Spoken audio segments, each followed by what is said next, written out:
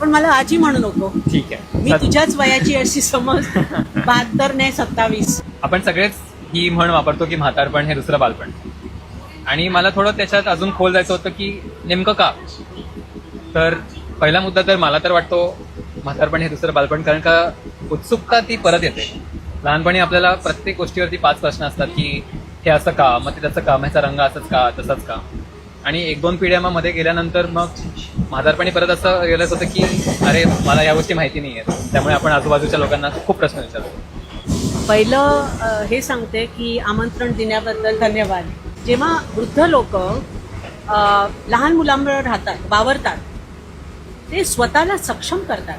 आपली जी ऊर्जा आहे ती लहान मुलांना मिळते आणि अनुभवाची ऊर्जा मिळते. आणि लहान मुलं आपल्याला एक नवीन काहीतरी युवक किंवा यौवनिक प्रेरणा देते की आपलं वय किती असलं तरी शिकायला ती वेळ येतेच. म्हातारपणात ती अशी एक ऊर्जेवरती आपण इतके अवलंबून असतो, कारण का जी काही ऊर्जा तुमच्या आजूबाजूला असेल ती तुम्ही लगेच शोषून घेता.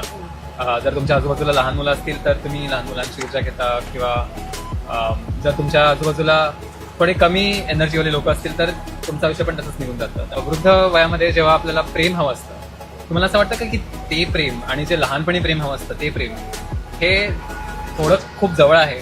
सतत लक्ष पाहिजे असतं त्यांना, किंवा सतत गप्पा मारायच्या असतात, किंवा एक प्रकारचं खूप भावूक प्रेम पाहिजे असतं जे आपल्या पूर्ण आयुष्यामध्ये आपण कुठेतरी विसरून जातो. पण लहानपणी आणि वयस्कर असताना मात्र ते खूप पाहिजे असतं. पण लक्ष आणि प्रेम एक असलं ना तर वयात आणि वृद्धत्वात आणि लहान मुलांच्यात काही फरक नाही आहे. आणि दैविक प्रेम जे असतं ते इंटरजनरेशनल गॅप, म्हणजे जो फरक असतो लहान लोकांचा आणि वृद्ध लोकांत, तो एकदम मिसळून जातो पाणी आणि मिठासारखा. ऑलमोस्ट बालिश प्रेम जे त्यांना हवं असतं ते मला किंवा आमच्या संस्थेला द्यायला खूप आवडतं, कारण का त्यात एक वेगळाच आनंद असतो आणि तो निरागसपणा त्यांचा परत आलेला असतो.